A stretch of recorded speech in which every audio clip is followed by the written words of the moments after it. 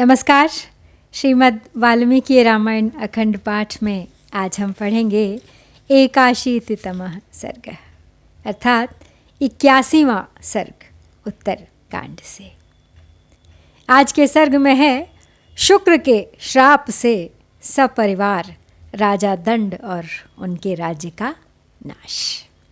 पिछले सर्ग में हमने देखा था कि शुक्राचार्य की सुंदरी पुत्री पर राजा दंड मोहित हो जाते हैं और उसके पिता से बात करने की भी प्रतीक्षा नहीं करते हैं और कर देते हैं उस असहाय पर बलात्कार। तो चलिए प्रारंभ करते हैं आज का पाठ। समुहूर्तादुपश्रुत्य देवर्षिरमित प्रभः स्वमाश्रमं शिष्यवृत्तः क्षुधार्तः सन्न्यवर्तत।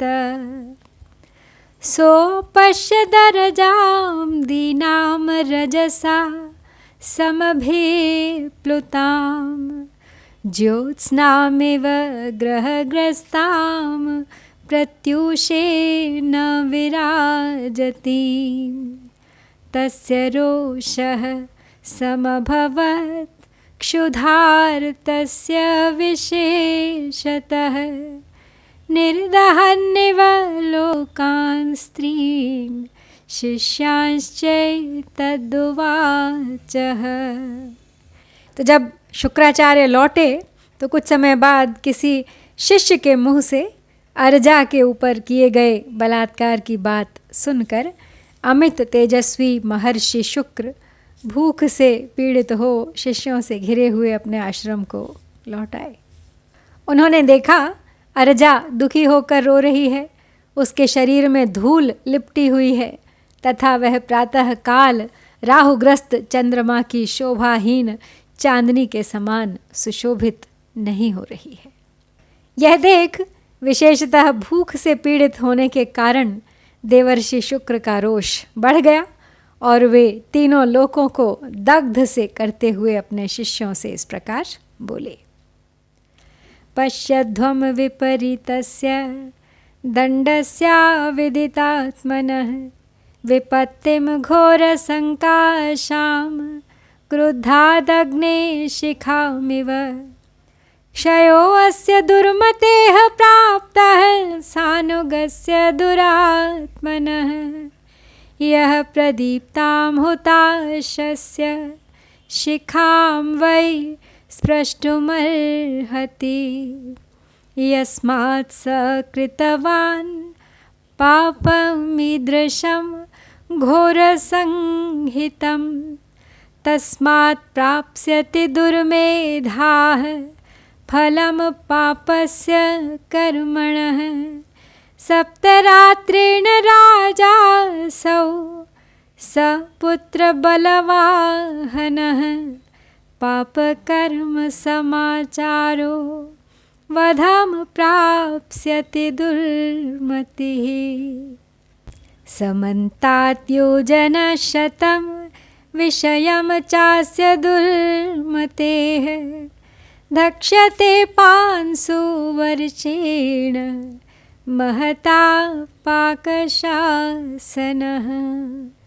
तो अपने शिष्यों से अब शुक्राचार्य बोले, देखो शास्त्र विपरीत आचरण करने वाले अज्ञानी राजा दंड को कुपित हुए मेरी ओर से अग्निशिखा के समान कैसे अब घोर विपत्ति प्राप्त होती है। सेवकों सहित इस दुर्बुद्धि एवं दुरात्मा राजा के विनाश का समय आ गया है, जो प्रज्वलित आग की दहकती हुई ज्वाला को गले लगाना चाहता है। उस दुर्बुद्धि ने जब ऐसा घोर पाप किया है तब इसे उस पाप कर्म का फल अवश्य प्राप्त होगा। पाप कर्म का आचरण करने वाला वह दुर्बुद्धि नरेश 7 रात के भीतर ही पुत्र सेना और सवारियों सहित नष्ट हो जाएगा। खोटे विचार वाले इस राजा के राज्य को, जो सब ओर से 100 योजन लंबा चौड़ा है, देवराज इंद्र भारी धूल की वर्षा करके नष्ट कर देंगे। सर्वसत्त्वानि यानि ह स्थावराणि चराणि च महता पांसुवर्षेण विलयं सर्वतो अगमन् दण्डस्य विषयो यावत् तावत् सर्वं समोच्छ्रयम् पांसुवर्षमिवालक्ष्यं सप्तरात्रं भविष्यति इत्युक्त्वा क्रोधतां राक्षस्तमाश्रमनिवासिनं जनं जनपदान्तेषु स्थीयतामिति चाब्रवीत् श्रुत्वा तूषणसो वाक्यं सोऽश्रमावसथो जनः निष्क्रान्तो विषयात् तस्मात् स्थानं चक्रे अथ बाह्यतः। तो शुक्राचार्य दंड को श्राप दे रहे हैं। कहते हैं आगे कि यहाँ जो सब प्रकार के स्थावर जंगम जीव निवास करते हैं इस धूल की भारी वर्षा से सब ओर विलीन हो जाएंगे। जहाँ तक दंड का राज्य है वहाँ तक के समस्त चराचर प्राणी 7 रात तक केवल धूलि की वर्षा पाकर अदृश्य हो जाएंगे। ऐसा कहकर क्रोध से लाल आंखें किए शुक्र ने उस आश्रम में निवास करने वाले लोगों से कहा, दंड के राज्य की सीमा के अंत में जो देश हैं उनमें जाकर निवास करो। तो शुक्राचार्य की यह बात सुनकर आश्रमवासी मनुष्य उस राज्य से निकल गए और सीमा से बाहर जाकर निवास करने लगे।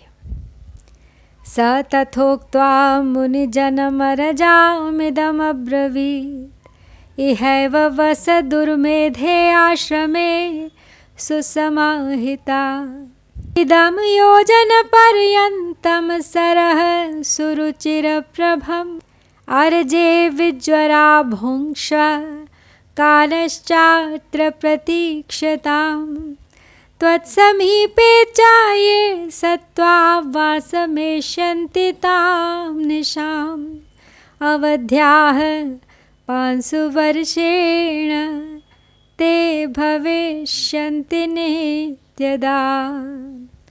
श्रुत्वा नियोगं ब्रह्मर्षे सारजा भार्गवी तदा तथेति पितरं प्राह भार्गवम भृशदुःखिता। तो इस प्रकार आश्रमवासी मुनियों से ऐसी बात कहकर शुक्र ने अब अर्जा से कहा, अरे खोटी बुद्धि वाली लड़की, तू यहीं इस आश्रम में मन को परमात्मा के ध्यान में एकाग्र करके रहे। अर्जे, यह जो 1 योजन फैला हुआ सुंदर तालाब है इसका तू निश्चिंत होकर उपभोग कर और अपने अपराध की निवृत्ति के लिए यहाँ समय की प्रतीक्षा करती रह। जो जीव उन रात्रियों में तुम्हारे समीप रहेंगे वे कभी भी धूल की वर्षा से मारे नहीं जाएंगे, सदा बने रहेंगे। तो ब्रह्मर्षि का यह आदेश सुनकर वह भृगु कन्या अर्जा अत्यंत दुखित होने पर भी अपने पिता भार्गव से बोली, बहुत अच्छा पिताजी। अब यहाँ पे भी एक और बात देखिए, इसमें अर्जा का तो कोई दोष नहीं था। यदि उस पर बलात्कार हुआ तो शुक्राचार्य ने अपनी पुत्री को ही क्यों श्राप दे दिया, क्यों उससे कहा कि खोटी बुद्धि वाली लड़की, जबकि उसने तो बहुत ही अधिक बुद्धिमत्ता वाली बात की थी।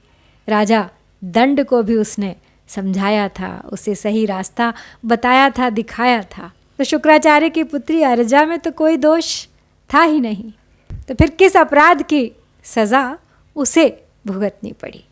इसीलिए मेरा बार बार मानना है कि स्त्री के स्तर को कभी किसी भी युग में, किसी भी कल्प में, किसी भी काल में सही नहीं आंका गया। कुछ अपवाद रहे हैं ये मैं मानती हूँ, लेकिन जो सामान्य विचारधारा रही है वो बहुत कुंठित थी स्त्री की स्थिति और उसके अस्तित्व को लेकर। तो चलिए आगे पढ़ते हैं। इत्युक्त्वा भार्गवो वासमन्यत्र समकारयत् तच्च राज्यं नरेन्द्रस्य सभृत्य बलवाहनं सप्ताहात् भस्मसात् भूतं यथोक्तं ब्रह्मवादिना तस्यासौ दण्डविषयो विन्ध्यशैवलयोर्नृप शप्तो ब्रह्मर्षिणा तेन वैधर्म्ये सहिते कृते ततः प्रभृति काकुत्स्थ दण्डकारण्यमुच्यते तपस्विनः स्थिता ह्यत्र जनस्थानमतो अभवत् एतत्ते सर्वमाख्यातं यन्मां पृच्छसि राघव सन्ध्यामुपासितुं वीर समयो ह्यतिवर्तते एते महर्षयः सर्वे पूर्णकुम्भाः समन्ततः कृतोदका नरव्याघ्र आदित्यं पर्युपासते स तैर्ब्राह्मणमभ्यस्तं सहितैर्ब्रह्मवेत्तमैः रविरस्तं गतो राम गच्छोदकमुपस्पृश। तो अब राजा दंड को श्राप देकर और अपनी पुत्री को भी एक प्रकार से श्राप ही देकर शुक्र ने दूसरे राज्य में जाकर निवास करना आरंभ कर दिया तथा उन ब्रह्मवादी के कथनानुसार राजा दंड का वह राज्य सेवक सेना और सवारियों सहित 7 दिन में भस्म हो गया। नरेश्वर विंध्य और शैवलगिरी के मध्य भाग में दंड का राज्य था। तो हे काकुत्स्थ, धर्मयुग कृत युग में धर्म विरुद्ध आचरण करने पर उन ब्रह्मर्षि ने राजा और उनके देश को श्राप दे दिया। तभी से वह भूभाग दंडकारण्य कहलाता है।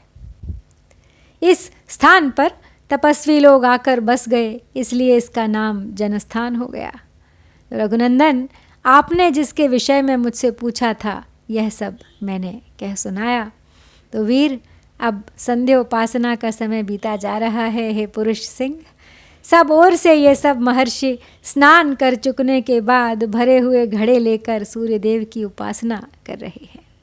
हे श्री राम, वे सूर्य वहाँ एकत्र हुए उन उत्तम ब्रह्मवेत्ताओं द्वारा पढ़े गए ब्राह्मण मंत्रों को सुनकर और उसी रूप में पूजा पाकर अस्ताचल को चले गए।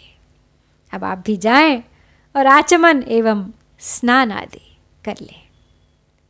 तो इस प्रकार अगस्त्य मुनि ने श्री राम के सभी प्रश्नों का उत्तर दे उनके बारे में कथाएं सुना, उन्हें संतुष्ट कर दिया।